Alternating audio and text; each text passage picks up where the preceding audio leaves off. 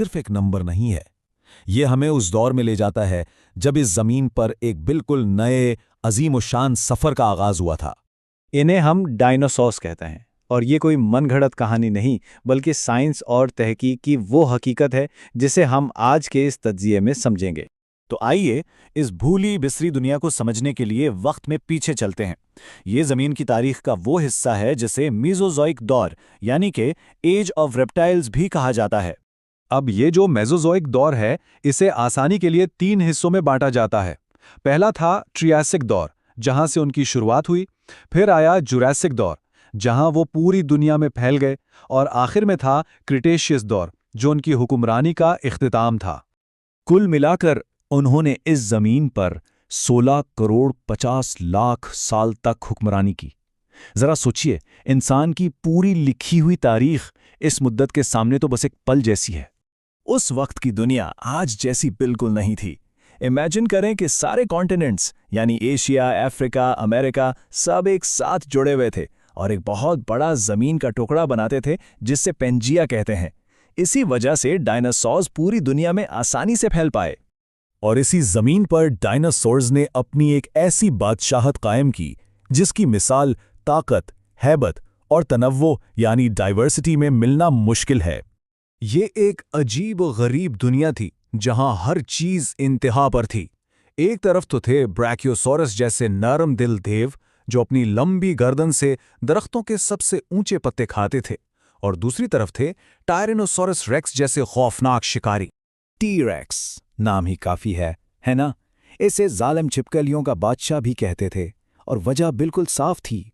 इसके दांत इतने मजबूत थे कि हड्डियां तक चबा जाते और इसकी सूंघने की हिस्स इतनी तेज थी कि मीलों दूर से अपने शिकार को ढूंढ लेता था। लेकिन आम तौर पर जब भी हम डायनासोर का नाम सुनते हैं तो जहन में क्या आता है? बड़े भारी भरकम जानवर, ठीक है ना? मगर यहां एक बहुत बड़ी गलतफहमी है। हकीकत इससे कहीं ज्यादा दिलचस्प है। सच तो यह है कि कुछ डायनासोर्स मुर्गी से भी छोटे थे। सोच सकते हैं, कहां वो आसमान को छूता ब्रैकियोसॉरस और कहां ये छोटे से जानवर। ये उनकी दुनिया की डाइवर्सिटी को जाहिर करता है। और अब आती है सबसे हैरान करने वाली बात। साइंटिस्ट का कहना है कि आज जो परिंदे हम देखते हैं ना, वो दरअसल उन्हीं छोटे डायनासोर्स की नस्ल से हैं। मतलब डायनासोर पूरी तरह से खत्म नहीं हुए, उन्होंने बस अपनी शक्ल बदल ली।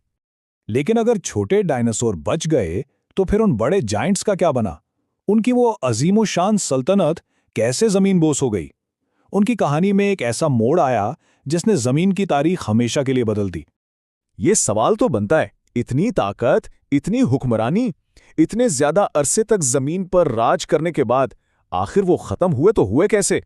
इसका जवाब जमीन से नहीं, आसमान से आया। आज से कोई 6 करोड़ 70 लाख साल पहले एक शहर जितना बड़ा एस्टेरॉयड सीधा जमीन से आ टकराया।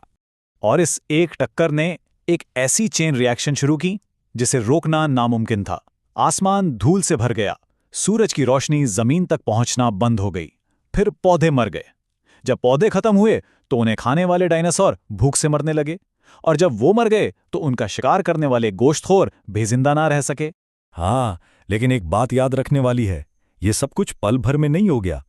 ये तबाही, ये खात्मा हजारों सालों तक चलता रहा। एक स्लो मोशन क़यामत थी। डायनासोर्स तो चले गए, लेकिन वो अपनी कहानी के निशान इस जमीन पर छोड़ गए। ऐसे निशान जो आज भी हमें उनकी दुनिया की सैर कराते हैं। और ये निशान क्या हैं? ये हैं फॉसिल्स, वो पत्थर बन चुकी हड्डियां और उनके कदमों के निशान जो साइंटिस्ट्स आज भी दुनिया भर में ढूंढते रहते हैं, जिससे उनकी जिंदगी के राज खुलते हैं।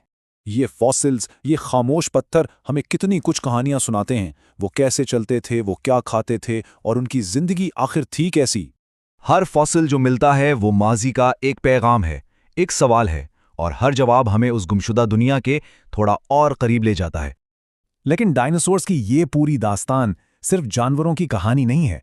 इसमें वक्त, ताकत और जवाल का एक बहुत गहरा सबक छुपा है। तो आखिर इस पूरी कहानी से हमने सीखा क्या? सबसे बड़ा सबक यह है कि इस जमीन पर कोई भी ताकत हमेशा नहीं रहती। ना उनका अजीमोशान जिस्म उनके काम आया, ना टीरेक्स की ताकत, और ना ही उनकी 16 करोड़ साल लंबी बादशाहत उन्हें बचा सकी।